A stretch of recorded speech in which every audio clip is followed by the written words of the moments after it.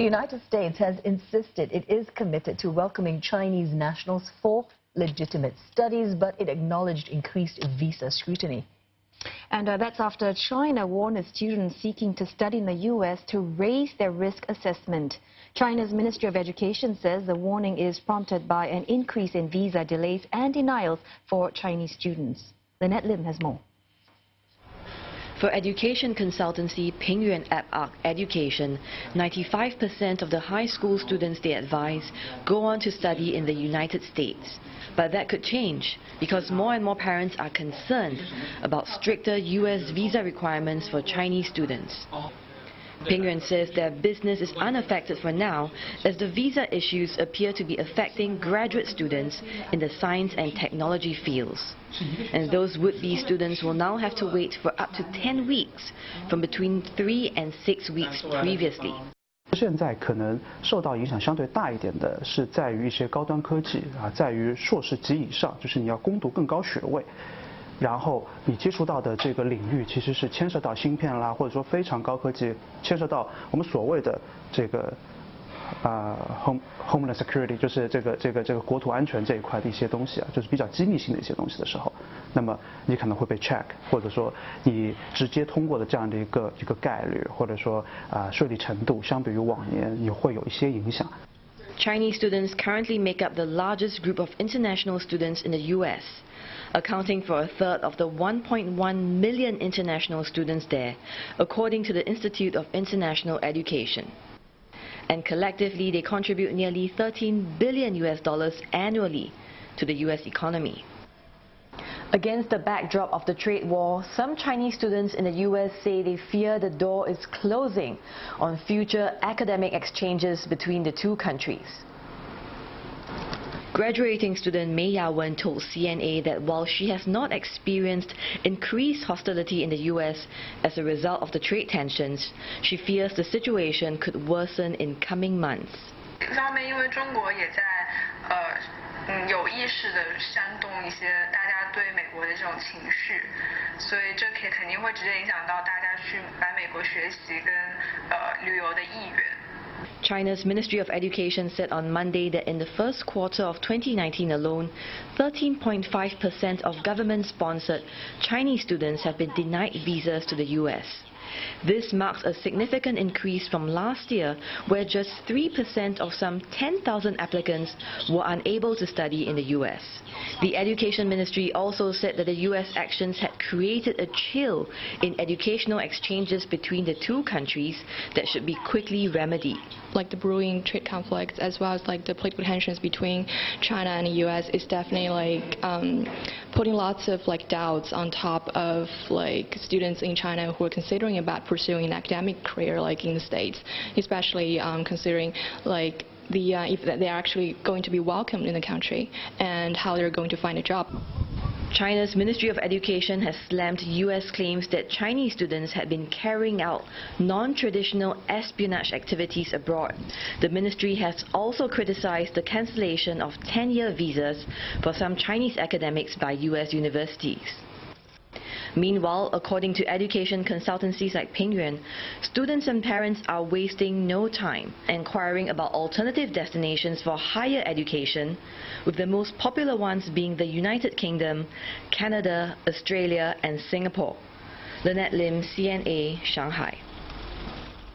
Now, earlier, China issued a travel warning to its citizens heading to the United States, telling them about police harassment and crime. Beijing's response comes after reports that U.S. law enforcement agencies are harassing Chinese citizens and companies using immigration checks and home interviews. Now, for more, we're joined by Andrew Leung, China specialist at Andrew Leung International Consultants. Andrew, thank you so much for joining us this evening. You know, the U.S.-China trade war, it seems to be slipping into a realm outside of economics. This war on words is moving into softer issues, as we heard there, like student visas as well as, travel warnings. Help us understand, why is that the case, though?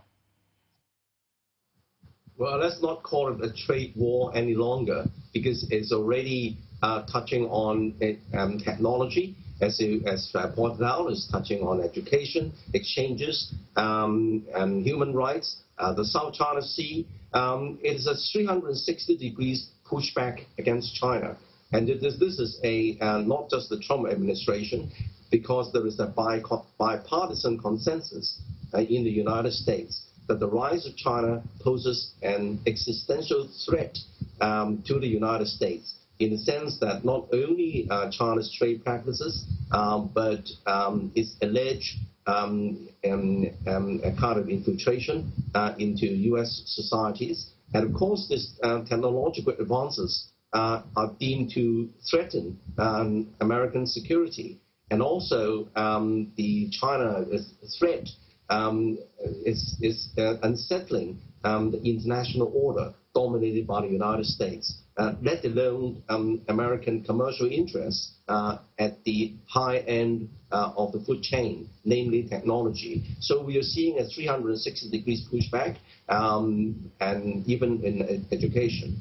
And I think that this is only the beginning. Now, do you think the people will actually heed this warning, and that could, eventually hurt the U.S. economically? Well, naturally, the parents and the Chinese students, especially those who are in the United States already, do feel this chill coming on them. There is a kind of hostility, there is a kind of suspicion, and indeed, recently, top Chinese scientists who are American citizens and working in the United States have been sent back all of a sudden. So I think that this is the, well, to say that, just follow the phrase, the winter is coming. So I think that a lot of Chinese parents are indeed worried and looking for alternatives. You know, Andrew, I hear you say winter's coming, a 360 pushback, and this is just the beginning. What are you expecting next to happen, though? Well, I think that what's happening is an attempt to decouple the United States economy and society from China, even though this is a futile attempt, because the whole world is much more interconnected. But nevertheless, the sphere of a China threat is now permeating at least the decision makers and across the aisle in the United States. So I think that we're seeing the beginning of a new Cold War, as it were, between the United States and China. And of course, China cannot sit tight and just taking it all the hitting. And so China is going to retaliate. And so I think that this is going to spill out into other countries. And unfortunately, the world economy and other countries have to face some collateral damage. So indeed, quite chilling there of this thought of this new Cold War. But thank you very much for your analysis there. Andrew Leung, live from Hong Kong.